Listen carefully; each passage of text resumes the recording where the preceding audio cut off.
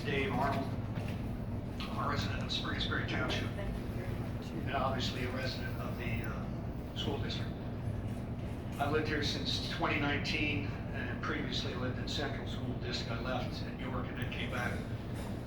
So I looked over what you had online about how the costs are going to increase, and one thing that was left out was how much the district's operating expenses are going to be. You didn't put that in. So I looked at the York County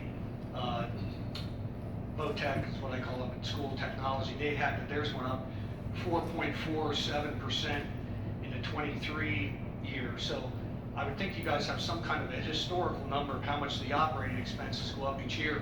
So you could give us that number to add with what the projected cost is going to be of the new project. I think that would just be a lot more transparent.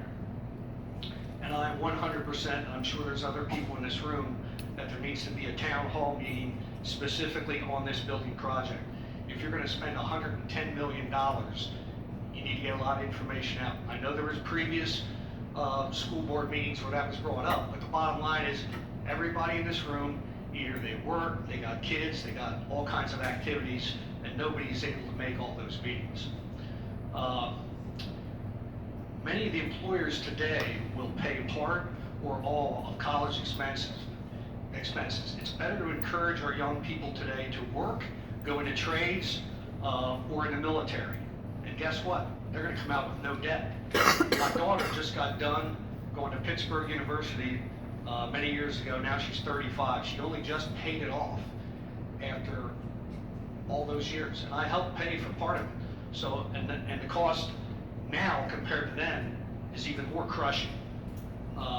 Penn State, this right now, is $35,000 a year to go to main campus if you're living there and get room and board. My niece is going to go to Juniata, that's a private school, $70,000 a year. So the numbers to go to college and pushing that agenda for all students is just, it doesn't make sense in today's world. I'm in favor of doing some improvements, but not all these. Everybody in this room, including the board members, we all just got crushed with 5 years of inflation of fuel, food, transportation, and other expenses. I got a 93-year-old neighbor who's a World War II veteran, and he lives alone. He has a woman come in the morning to take care of him, and then she leaves. How's that guy going to absorb these cost increases for the taxes? That's going to wipe him out.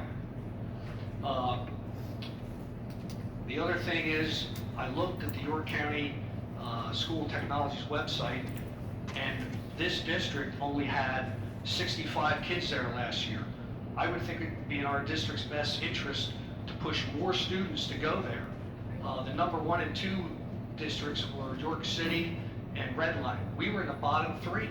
We only had 65 students there in 2022 to 2023 years. That doesn't make sense to me. You can send more kids there. Yeah, I know you got to pay to send them there, but then that doesn't increase the number of students you have per classroom. Plus, you're pushing those kids down a career path where they're probably going to get a job. 40% of the college graduates right now, when they get out, are not getting a job in their career field. So they're working being waiters and waitresses, and they're not even able to pay off their college debt. So I'm all for college. You're looking at a graduate with a master's degree from Villanova, and guess what? My employer paid for half of my master's. I paid for the rest on my own. I went to IUP. So I'm for education, but the world has changed, society has changed, and the demands that they want for kids to be educated have changed. And I think the district needs to take that into consideration when making these decisions. My last point is this. Right now, our district does not have an SRO in the school district, which is a school resource officer. I have a background of 35 years in law enforcement. We're one of 3 districts in this county that doesn't have an SRO. It doesn't make sense, because when you have an SRO, that officer builds bridges with the kids. A lot of times, the more honesty that you see kids doing, and it's not all of them, but the ones that are doing bad stuff, the info gets to that SRO, and guess what? You can prevent those crazy events from happening. You can put all the cameras you want in this new school, but guess what? Cameras don't stop, you know, events of a serious nature when people get hurt. If you have a cop in the building, and there's one here, if you have a shooting or something happen, he's here.